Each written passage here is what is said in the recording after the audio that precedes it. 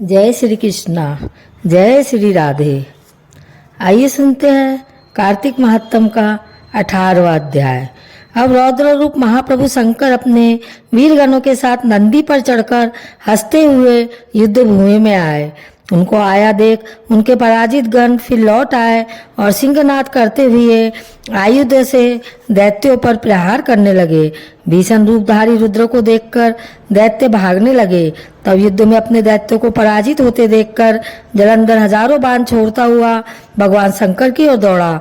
उसके शुंभ निशुंभ आदि वीर भी क्रोध से अपने होठों को काटते हुए शंकर जी की ओर दौड़े।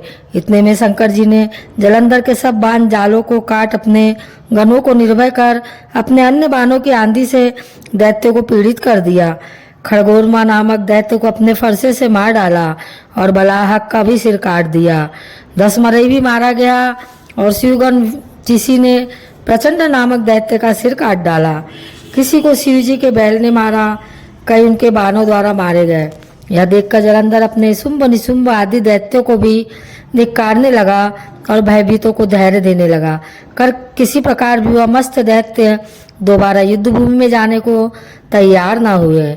दैत्य सेना ने पलायन शुरू कर दिया। तब महाक्रुद्ध जलंधर शिवजी को अपनी ओर ललकारने लगा। साथ ही उसने 70 बाण मार शिवजी को दग्ध कर दिया तथा और भी बहुत से बाणों का प्रहार किया। शिवजी उसके बाणों को काटते रहे, यहाँ तक कि उन्होंने जलंधर की ध्वजा क्षेत्र और धनुजों को भी काट दिया। फिर 7 बाण मारकर उसके शरीर में आघात पहुंचाया। धनुष के कट जाने से जलंधर ने प्रचंड बाण मारकर उनकी गदा के टुकड़े कर दिए। तब उसने समझा कि शिव मुझसे बलवान है, अतः उसने गंधर्वी माया उत्पन्न कर दी। अनेक गंधर्व अप्सराओं के गण पैदा हो गए। बीना और मृदंग आदि बाजों के साथ नृत्य व गान होने लगा। इसमें अपने गणों सहित रुद्र भी मोहित हो गए। उन्होंने युद्ध बंद कर दिया। फिर तो काम से मोहित हो जलंधर जल्दी से त्रिनेत्र भगवान शंकर का रूप धारण करके वृषभ पर बैठ पार्वती के पास जा पहुंचा। उधर जब पार्वती ने अपने पति को आते देखा तो अपने सखियों का साथ छोड़ दिया और आगे आई। पार्वती को देखकर कामातुर जलंधर का वीर पतन हो गया और उसके पवन से वह जड़ भी हो गया। गौरी ने उसे दानव समझ कर वह अंतर्ध्यान होकर उत्तर की ओर मानस पर चली गई। वहां पार्वती को देखकर जलंधर फिर शिव जी की ओर लौटा। उधर पार्वती जी ने भगवान विष्णु को बुलाकर दैत्य का वह कृत्य कहा और प्रश्न किया कि आप क्या इससे अवगत है। भगवान विष्णु ने हाथ जोड़कर उत्तर दिया, आपकी कृपा से मुझे सब कुछ ज्ञात है। हे माँ, जो आज्ञा हो पालन करो। जगत माता ने विष्णु जी से कहा, उस दैत्य ने जो मार्ग खोला है उसका अनुसरण उचित है। मैं तुम्हें आज्ञा देती हूँ कि तुम जाकर उसकी स्त्री का पतिव्रत भ्रष्ट करो, वह दैत्य तभी मरेगा। पार्वती जी की आज्ञा पाते ही भगवान विष्णु माँ की आज्ञा सिरोधार्य कर छल करने के लिए जलंधर के नगर की ओर गए। आइए सुनते हैं कार्तिक महात्म का 19वां अध्याय। राजा प्रतु ने पूछा, हे देवर्षि, अब आप यह कहिए कि भगवान विष्णु ने वहां जाकर क्या किया तथा जलंधर की स्त्री का पतिव्रत कैसे भ्रष्ट हुआ। तब नारद जी ने कहा, जलंधर के नगर में जाकर भगवान विष्णु ने इसकी पतिव्रता स्त्री वृंदा का पतिव्रत भंग करने का विचार किया। वह उसके नगर में एक उद्यान में जाकर ठहर गए और रात में इसे स्वप्न दिया। वह उनकी माया और अद्भुत कार्य पद्धति थी और उनकी माया द्वारा जलंधर की स्त्री पतिव्रता वृंदा ने रात में यह स्वप्न देखा कि उसका पति नग्न होकर सिर पर तेल लगाए महिष पर चढ़ा है। वह काले रंग के फूलों की माला पहने हुए है तथा चारों ओर हिंसक जीव है। वह सिर मुंडाए हुए अंधकार में दक्षिण दिशा की ओर जा रहा है। उसने अपने नगर को समुद्र में डूबा हुआ देखा। इस प्रकार के बहुत से भयानक सपने देखे। फिर तुरंत ही वह जाग पड़े और स्वप्न के संबंध में विचार करने लगी। इतने में उसने सूर्य को उदय होते हुए देखा तो सूर्य उसे एक छिद्र दिखाई दिया तथा वह कांतिहीन था। इसे उसने अनिष्ट जाना और भयभीत होकर रोने लगी। वह छज्जे पर गई, अटारी पर चढ़ी, भूमि पर उतरी, मगर उसे कहीं भी शांति प्रतीत न हुई। फिर वह अपनी 2 सखियों को साथ लेकर उपवन में गई, परंतु वहां भी उसे शांति नहीं हुई। फिर वह जंगल में निकल गई, वहां भी उसे चैन न आया। वन में उसने सिंह के समान दो भयंकर राक्षसों को देखा, जिससे वह अत्यंत भयभीत होकर वहां से भागने लगी। उसी समय वहां अपने शिष्यों सहित एक तपस्वी आ गया, तो वृंदा उसके पैरों में हाथ लगाकर मुझसे अपनी रक्षा के लिए याचना करने लगी।